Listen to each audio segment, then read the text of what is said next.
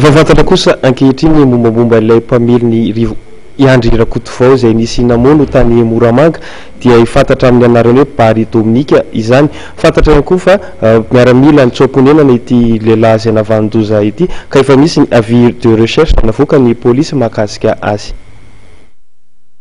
Bary Dominika mpamila ny Andry Rakotovao no ahihina ho namono azy tamin'ny fomba feno abiny ka misy ny avis de recherche navoaka amin'ny polisy momba azy ity.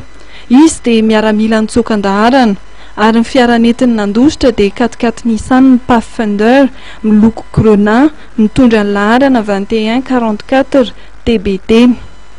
Raha ny fanazavana voaray dia ny polisy pirenena amin'ny alalan'ny service central des affaires criminelles etsy Anosy no mandray tanàna Andrarà.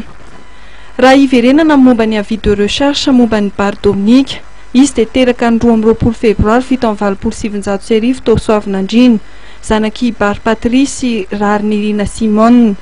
Ny adresy mifantatra farany dia tao amin'ny loha 2E46 AR bis Ampanitokana.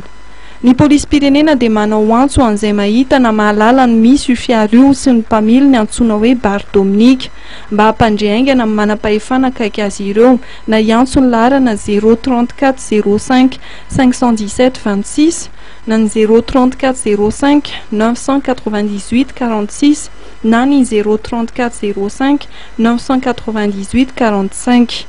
Mampatsiahy ny rehetra ny polisy pirenena fa raisina ho piray tsokombakomba amin'ity olon-dratsy ity izay mampiatrano na manafina azy na manamora na manampy azy amin'ny fandosirana.